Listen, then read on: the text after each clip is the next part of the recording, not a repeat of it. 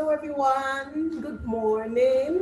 It's another Wednesday. I hope we're all doing well. I hope your day has been good so far. Okay, so we're going to be going to be having further mathematics today. That's our subject for today. And then we're going to be doing a very interesting topic. Okay, but before that, I want us to just do a little warm up. I want to tell you about some tricks, actually just one trick for today. So we'll be doing that over some time and we'll see how far we can go with that, okay? So mental math tricks. Now for today, I'm going to teach you the trick for multiplying by 11. Okay, so this is a very wonderful trick and it saves your time when you're trying to do calculations, okay? It helps you out. So look at this. What's the trick about? Now to multiply a two-digit number, for example, by 11, all you need to do is write the two digits, okay? The first digit, the second digit, write them out and then leave a space in the middle, okay? Now in that space in the middle, you're going to place the sum of those two digits. Let's look at this. So now, for example, we have 11 times 15, right? Now, we write 1 and then we write 5, okay? Then we leave a space in the middle and then we put the sum of those two digits, 1 plus 5, that gives us what? 6. So our answer is just 165. That's it. It's as simple as that. Such a very, I don't know, it was a wonderful trick. Such a wonderful trick. Okay, so the next one, let's take something a bit more complicated. Now we have a bigger number, 75. Okay, so how do we sort out this multiplication without, writing it out or using a calculator? Now, you write the two digits as usual, 7 and 5, right? And then you leave a space in the middle. Okay, now in this space, you're going to put the sum of these two digits. So we have 7 plus 5, which gives us 12. Now, but we don't want two digits in the middle there. So we're going to take one, we're going to take that one, and we're going to add it to 7. So instead of 12 in the middle, 7 plus 1 now gives us 8. So we have 825 as the answer. It's actually a good one. If you get it and you want to use it, it actually will help you and make your work faster, okay? Now, let's look at this. Multiplying large numbers by 11 now. We want to multiply bigger numbers. We've said, okay, two-digit numbers. What if the number is very big and we still want to use a trick? How do we do it, okay? Now, to multiply a large number by 11, you write out the first digit and the last digit, okay? The first digit and the last digit. So you're going to be talking about the outer digits. So then after doing that, you start adding all the digits together consecutively. Let's look at this. So we have 4, 5, 6, 7, 2 times 11. So we write 4 first and then 2, okay? Then we start our addition. So we have 4 plus 5 gives us 9, okay? So we write 9. 5 plus 6 gives us 11, right? So we write 11. 6 plus 7 gives us 13, so we put our 13. And then 7 plus 2 gives us 9 again. Okay, now, but remember that we don't want two-digit numbers, right? So we need to resolve that problem of two-digit numbers. So to resolve, we're going to start from the back. So we're going to write the digits from the back. Now, 2 is okay, so we just put 2. And 9 is also all right, so we just leave 9 the way it is. Then 13, okay, we need to work on 13. So all we need to do here is take the 3 and move the 1 to the next digit. So 13, you just write 3, and then the 1 is added to 11, okay? Now 11 becomes 12, right? But we don't want to write 12, so we're going to write 2. And the 1 moves again to 9, okay? So 1 moves again to 9 and then it becomes 10, but we don't want to write 10, so we're going to write 0, and then the last one moves to 4, so it becomes 5. So in essence, our answer is 502,392. So trust me, if you were going to use the normal method to multiply, it could take quite a while. But this is a nice trick that you can just practice and see how far you can go, okay? So we're moving on now to what we have to do today. Yes. Now, the topic for today is swords. Swords. Actually, it rhymes with sword. You know, the sword you guys you've seen people use to fight and all that. So swords, but it has a completely different meaning in mathematics and in further mathematics. Okay, so swords. What is swords? Okay, what are these swords that we're talking about? But before we can even say, okay, the meaning of swords, we need to break it down. We need to go back and get some background. Okay, so first of all, rational numbers. Rational numbers are numbers that are either integers or can be expressed as a quotient of two integers. You know what quotient means? For example, 1/2. 1/2 is the quotient of 1 and 2. Okay, so numbers that are either integers. You know what integers are? We have positive integers, +1, +2, +3, negative integers, -2, -5, and so on. So those are rational numbers now. Okay, now a number that is not rational, a number that is not rational is irrational. Okay, a number that is not rational is irrational. Now, so swords now are expressions containing one or more irrational roots. So I hope you've been able to get the drift from rational to irrational to swords now. So swords are expressions that contain one or more irrational roots. Let me show you some examples of swords. So look at this: √3, √2 plus √5, 2 plus √7. They can be mixed. A sword can be mixed. It can contain a rational number and an irrational root. It can just be a single sword in an irrational, as an irrational root. Okay, so those are some examples of swords, and now we're going to be going into how to, work with these swords, or what we can do with them. How can we play with swords? Now, first of all, before you can go into anything, you need to know the principles that are guiding that thing. Okay, so we need to talk about the rules of swords. Okay, first of all, the first rule we're going to be looking at is the rule that when you have a number under a square root sign, okay, a sword, it can be separated into two components. For example, root AB can be expressed as root A times root B. Let me show you an example. If I say root 15, I can actually, it's the same thing as saying root 3 times root 5.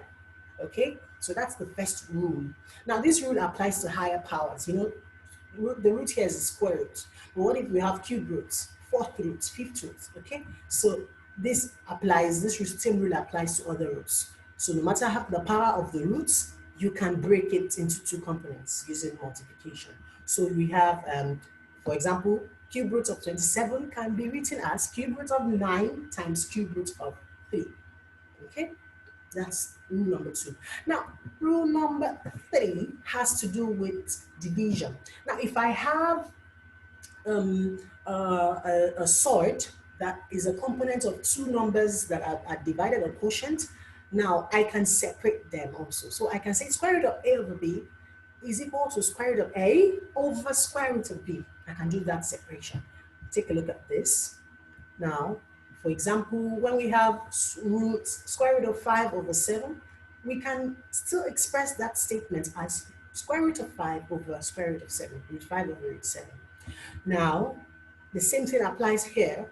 The law is applicable to higher powers, okay? It's applicable to powers like, cube roots, fourth roots, fifth roots, and so on and so forth, okay? So for example, if we have cube root of 27 over 81 is the same thing as cube root of 27 over cube root of 81, okay? So just follow me, just follow. Don't bother too much about this, trying to put all the rules in your head or something. We can actually prove them, but that you can actually try that out on your own, okay? It's not difficult. But I want us to just go into the examples, and as you progress, you see that they are not difficult, okay? Something that you can easily use. Now, I want you to take note, though, that square root or root of A plus root of B is not the same thing as root A plus B.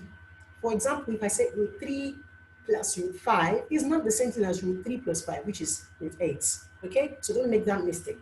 For plus, these rules that I've given to you do not apply for addition, okay? So take note of that. Now, let's talk about basic form and single surds. Okay, there are different forms that a surd can be in. Okay, let me just put it like this. Okay, now for example, if you're a chemistry student, you know that matter. No, let me not make the other people feel like they are excluded. But let me just say this: generally, in as we walk and as we move, matter exists in different states. Okay, now water exists in the solid state as ice, right? And then that's ice blocks, cubes, ice cubes. Now, but then it exists in the liquid state also, and it exists in the gaseous state as steam. You understand? So now the same thing applies for salts. They can be in their basic form, and they can also be expressed as single salts. So you have to be fluent, or should I say, you have to be very good with transferring or calculating both forms. Okay, so you need to be able to change from the single salt to the basic form, and also from the basic form to the single salt. Okay, so that's what we're going to quickly look at now. So look at this. Express the following in their basic forms. How do we do this? Now, the first one is root 72, and the second one is root 125. Okay, so let's look at this. Now, square root of 72. How do we work with that? How do we work with that? Okay, square root of 72 equals to square root of 36 times 2. Now, why did I pick 36? That's the question we need to ask. We pick 36 because 36 is a number that has a square root that is a whole number. Remember that the square root of 36 is 6. So that's what you need to be thinking. I need a number that this 72 is a multiple of. Now, when I bring out that number, I can easily find its square root. That's how to change a surd to its basic form. Okay? Now, you must get the highest number possible. Now, square root of 36 times 2. Square root of 36 times 2. Now, you can now separate that into, from the law that we've discussed, you can now separate that into square root of 36 times square root of 2. Okay? And then our answer, square root of 36 is 6, and then we can just put the square root of 2 because that cannot be simplified to a whole number, right? So square root of 2 is the same way, so 6 root 2. So the basic form now of the surd square root of 72, or root 72 as we call it, is 6 root 2. Okay, so let's go to the next one. Okay, so for number 2 now, we have square root of or root 125. Now, I told you for the other one that what you need to be thinking is, I need a number that is a factor of 125, that 125 is a multiple of. So let's just say that it's a factor of 125 that has a square root that is a whole number. Okay, so think about it. When you think about it, if you're familiar with squares and square roots, you would know that 25 is a factor of 125, and 25 has a square root that is a whole number.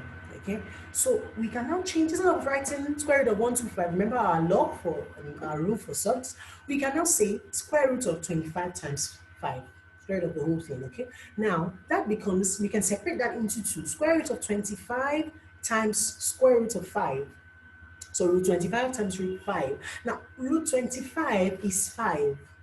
Okay, so that becomes 5 root 5. I think putting surds in their basic forms is not a difficult one. It's not a difficult one. Just try to grasp the concept and you'll be okay. Okay, now let's go to something else. Now, how do we now go back to the single surd? For example, you have a surd in its basic form and you need to take it back to the single form, for example. Now, look at this.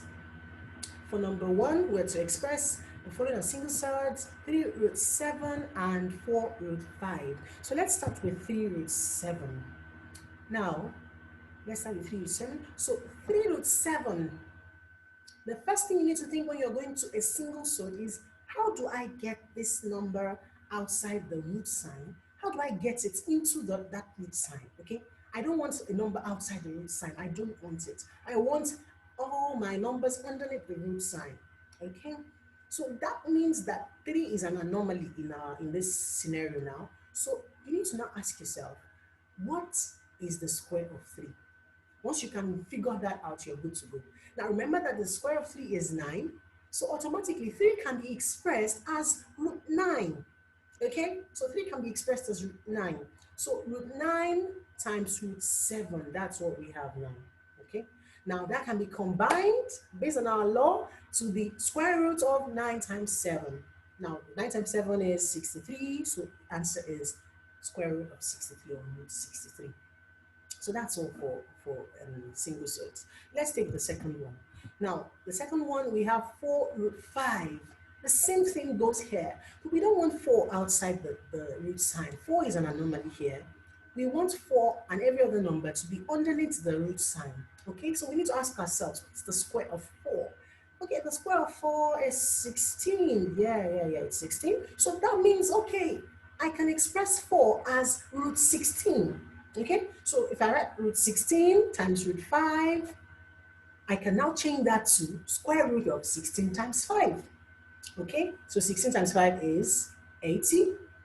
So that gives us square root of 80 or root 80. You can see that it's not something difficult or complicated. You know, it's very easy. So just practice and you'll get better. Now let's move on. Now let's go to addition of surds. Addition of surds. Now how do we add surds together? Now before we get ahead of ourselves, we need to first understand that not all surds can be added together. Not all surds can be added together. The only surds we can add together are similar surds. Similar surds, okay? Now, what are similar surds? Similar surds are surds that have a common root. That means that the number under the root sign for these surds are the same, okay? So they are similar, and so they can now be added together.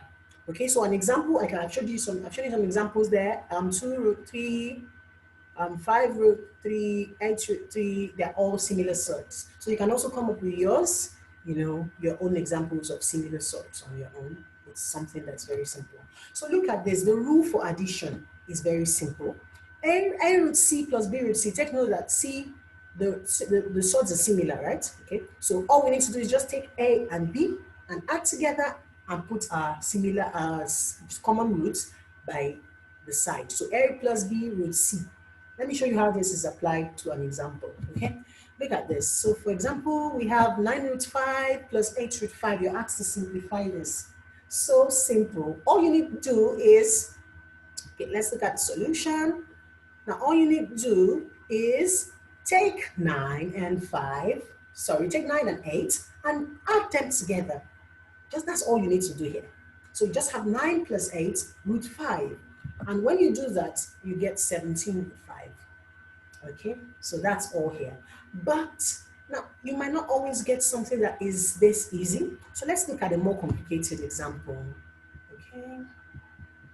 So remember our rule, just keep it somewhere and, you know, try to be familiar with it. You don't need to put this in your head because as you solve more examples, it becomes a part of you. So I'm just putting that for, you know, reference sake. So simplify 2 root 72 plus 3 root 18 now. Now, we cannot see any similar surds here. I can't see anyone anyway. I can't see anyone. So the automatic conclusion is that this cannot be added. Okay, so let's move on. Oh, I was just kidding. They can be added, but you have to look at this with the eyes of a mathematician. Now, what do I mean by that? If you look closely, you see that 72 can still be simplified further. 2 root 72. And you also see that 3 root 18 can still be simplified further. So we cannot conclude that we cannot add this together. But if you see that they can't be simplified, then you can make that conclusion.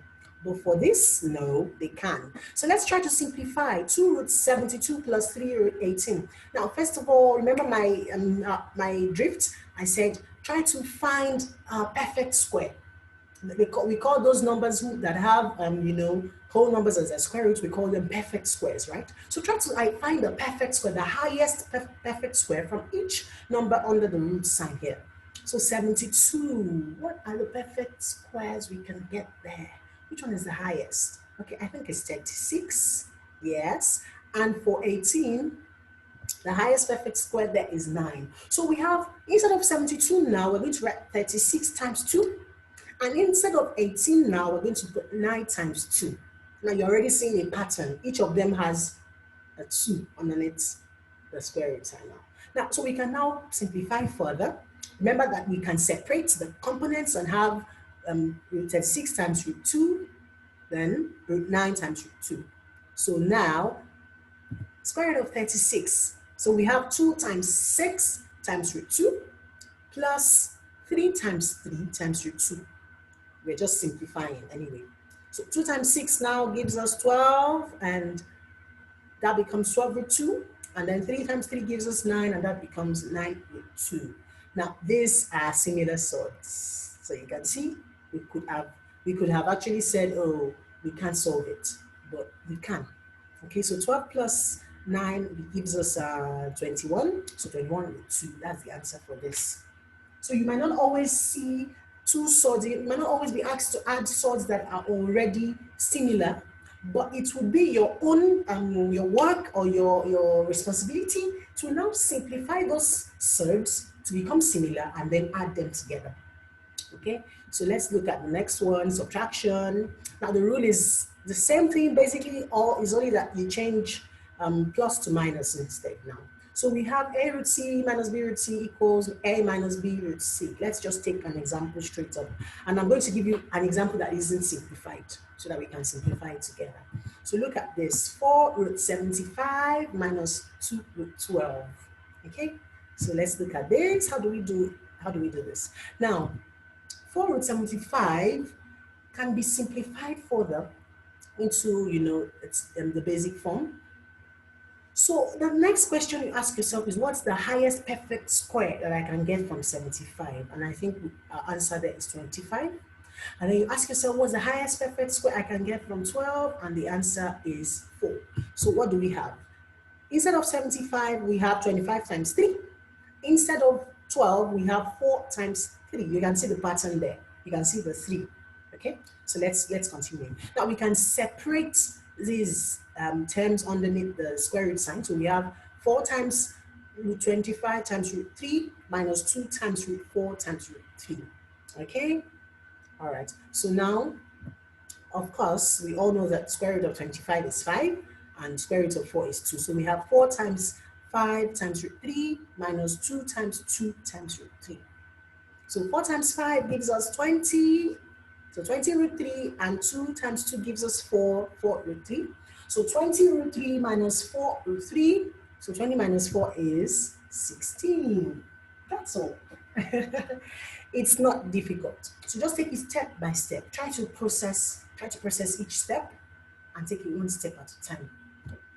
Now, what about multiplication? Okay, we can only multiply similar sorts, right?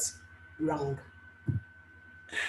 Okay, so swords do not have to be similar to be multiplied. Take note of that.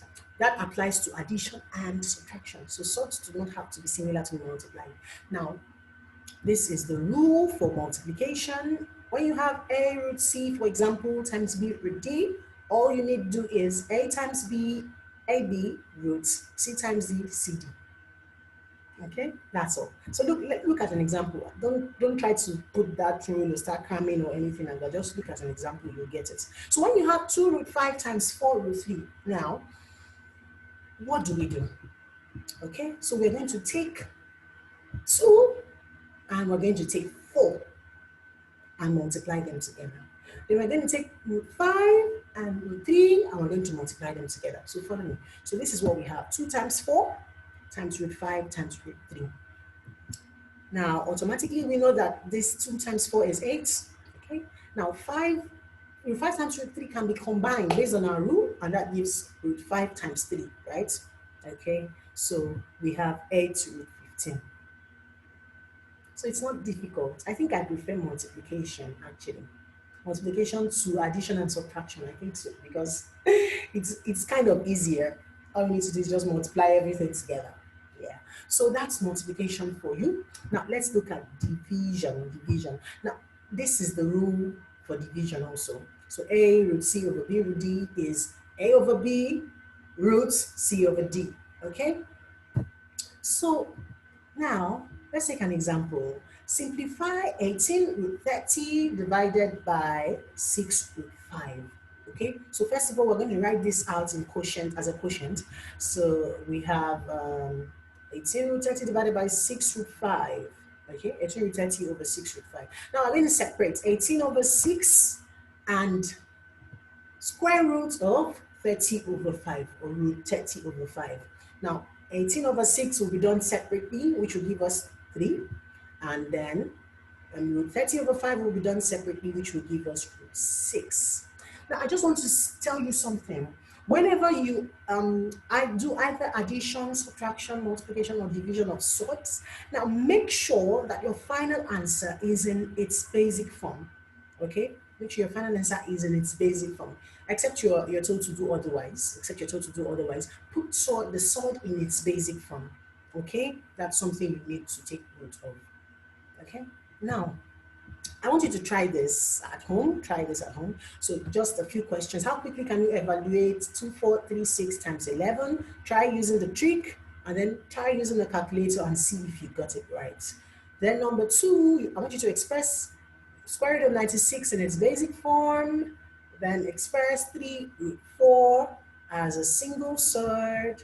And then you can also try to simplify 4 root 7 minus 2 root 28 plus 4 root 63. This is not, number 3 is not it's not a hard one actually, okay? It's just a combination of minus and plus. But what you need to do is to simplify each sort there to the basic form. Once you can do that, just do the normal, apply the normal rules for addition and subtraction, and you should be okay. So I want you to try it out. Actually, I want you to try it out.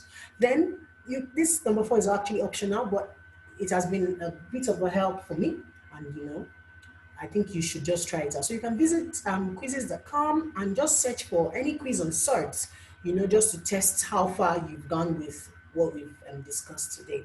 So that might also help you. Okay. Now, I just want to tell you that this is not the end of sorts. You understand? This is just like a foundational class, and then there's still other things in Surds that you need to know about. So we'll probably do that in our next class, okay? So I hope you've been able to understand everything, and I hope you had a lovely time watching. I had a lovely time teaching anyway. So remember, you can leave your comments, you can leave your feedback. If you don't understand one or two things, if you need additional, explanations, you can just leave a comment. And don't forget to subscribe for weekly updates, okay? So it was lovely seeing you again today. I hope you have a beautiful day. Bye-bye.